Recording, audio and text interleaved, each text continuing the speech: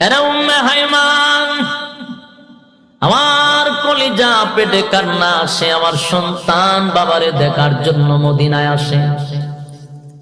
মদিনায় এসে বাবার কবর জিয়ারত করলো। রে বাবার কবর জিয়ারত শেষ, মক্কা নগরীতে রওনা দিলাম। রাস্তার মধ্যে আমার শরীরে তো জ্বর, প্রচন্ড জ্বর আমার শরীরে, আমার দিলে সাক্ষী দেয় রে আমিও দুনিয়ার জমিনে বেঁচে থাকবো না।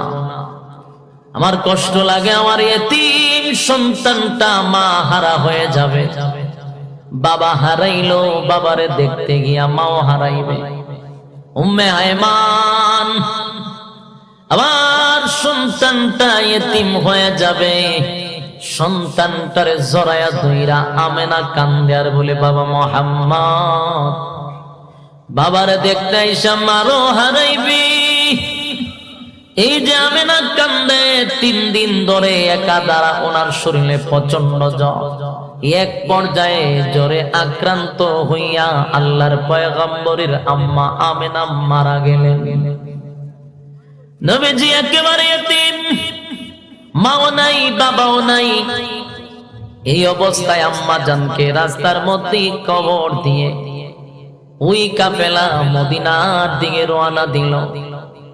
ওই দিকে দাদা আব্দুল মুত্তালিব অপেক্ষার পর গণে, কিন্তু তারা তো মদিনার থেকে কাফেলা নিয়ে এখনো মক্কায় ঢুকে নাই। বৃদ্ধ মানুষ চতুর্দিকে দৌড়ায়, কোন সময় আমার মা আমেনা আসবে। চতুর্দিকে রাস্তার দিকে তাকিয়ে আছে, কিন্তু আম্মা জান আমেনা ফিরে না। কাফেলার অপেক্ষায় আছে, কাফেলা আসে না। খানায় কাবার উপরে ওইটা দেখে দূর, বহু দূর একটা কাফেলা দেখা যায় আসতেছে। কাছাকাছি আসার পরে তাকায়া দেখে ওই কাফেলার ভিতরে আম্মা জান আমেনা নাই। আব্দুল মুত্তালিব একটা চিৎকার দিয়ে বলেন, আমার সন্তানেরা কোথায় রে? আমার আবার কপালটা পুড়ে গেল। ওই তাকায়া দেখ,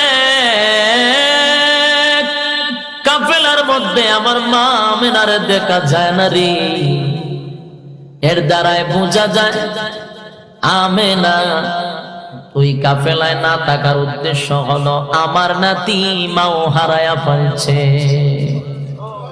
আব্দুল মুত্তালিব কান্দে, এই গুড়াট্টু কমান, এত রিবাব দিলে কেমনে? হালকা দেন, হালকা দেন।